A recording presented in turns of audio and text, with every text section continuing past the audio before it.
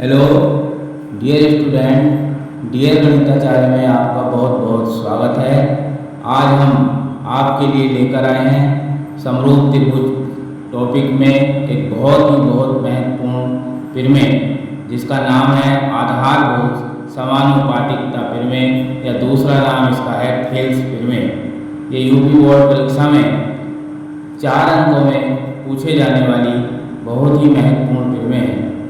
प्रमेय का जो स्टेटमेंट है वो ये है, यदि किसी त्रिभुज की एक भुजा के समांतर अन्य दो भुजाओं को भिन्न भिन्न बिंदुओं पर प्रतिच्छेद करने के लिए एक रेखा खींची जाए तो ये अन्य दो भुजाएं एक ही अनुपात में विभाजित हो जाती हैं। यहाँ पर हमने त्रिभुज एबीसी लिया है। इस त्रिभुज एबीसी की दो भुजाएं जो एबी और एसी हैं, इन्हें अन्य दो भिन्न बिंदुओं पर डी और ई को प्रतिच्छेद करने वाली डी रेखा बीसी के समांतर खींची है।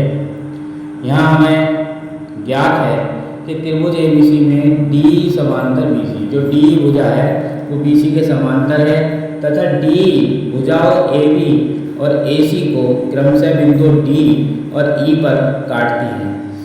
तो हमें यह सिद्ध करना है कि एडी बटे डीबी बराबर होगा ए बटे ईसी। इसके लिए हमें रचना करनी पड़ेगी कि बी और सी डी को हम मिला देंगे। हमने बी और सी डी को मिलाया और फिर ई एन लंब कोण ए बी तथा डी एम लंब कोण ए सी खींचे। आइए अब हम इसकी उत्पत्ति देखते हैं। भैया बहनों, हम जानते हैं कि समकोण त्रिभुज का जो क्षेत्रफल है वो 1/2 आधार गुणा ऊंचाई या शीर्ष लंब होता है। हमारे पास यहाँ एक त्रिभुज एडी है। इस पर हमने दो लंब खींचे हैं, एक तो बिंदु ई से ई एन और डी से डी एम। तो हम इस त्रिभुज का क्षेत्रफल दो प्रकार से निकाल सकते हैं। सबसे पहले हमने त्रिभुज एडी का क्षेत्रफल जो लिया 1/2, आधार हमने इसका एडी ले लिया और गुणा शीर्ष लंब हमने ई एन लिया। फिर हमने इसके साथ में त्रिभुज बी डी ई का क्षेत्रफल लिया। त्रिभुज बी डी ई का क्षेत्रफल ये भी एक हमारा समकोण त्रिभुज है। 1/2 जो आधार हमने लिया इसका वो बी डी लिया और जो शीर्ष लंब है हमारा ई एन वो ई एन लिया। इसको हमने समीकरण 1 माना और इसको हमने समीकरण 2। समीकरण 1 को समीकरण 2 से हमने भाग किया। समीकरण 1 को 2 से भाग करने पर भाग करेंगे तो त्रिभुज एडी का क्षेत्रफल बटे त्रिभुज बीडी का क्षेत्रफल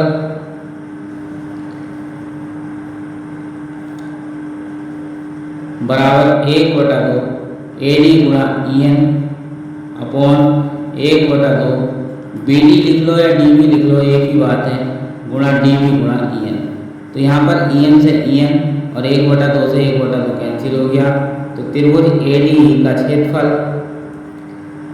अपॉन त्रिभुज बी डी का क्षेत्रफल बराबर आ गया हमारा ए डी बटे डी बी। समीकरण 3 जो हमें उत्पत्ति करनी है उसका बायां पक्ष हमने प्राप्त कर लिया। ठीक पुनः त्रिभुज ए डी का क्षेत्रफल हमने निकाला तो त्रिभुज ए डी का क्षेत्रफल बराबर 1/2। अब के जो आधार लिया वो ए ई लिया और गुणा जो शीर्षम लिया शीर्षम वो डी एम लिया। इसे हमने समीकरण 4 माना और त्रिभुज सी डी ई का क्षेत्रफल लेंगे तो त्रिभुज सी डी ई का क्षेत्रफल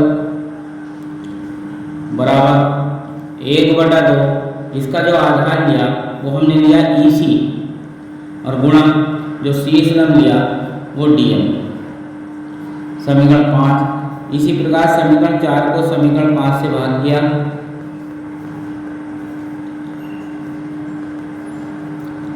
समीकरण 5 से भाग करेंगे। समीकरण 4 को समीकरण 5 से भाग करेंगे तो त्रिभुज ADE का क्षेत्रफल बटे त्रिभुज CDE का क्षेत्रफल बराबर 1/2 AE गुणा DM बटे 1/2 EC गुणा DM। यहाँ पे DM से DM कैंसिल हो जाएगा, 1/2 से 1/2। तो त्रिभुज ADE का जो क्षेत्रफल है बटे त्रिभुज CDE का क्षेत्रफल बराबर होगा AE बटे EC।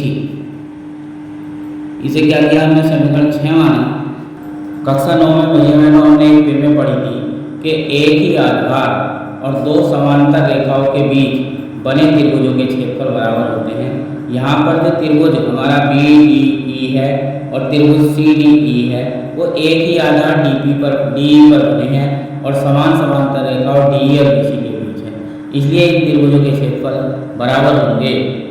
तो त्रिभुज BDE का क्षेत्रफल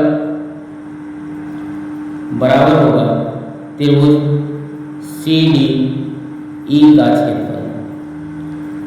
समीकरण 6 में हमने क्या किया, त्रिभुज ADE का क्षेत्रफल और जहाँ त्रिभुज CDE का क्षेत्रफल था वहाँ पर त्रिभुज BDE का क्षेत्रफल लिख लिया CDE के स्थान पर, बराबर AE बटे EC। ये समीकरण हमारी 7 आ गई। अब समीकरण जो हमारी 5 और 7 है इनके बाएं पक्ष बराबर हो गए, तो समीकरण 5 में 7 से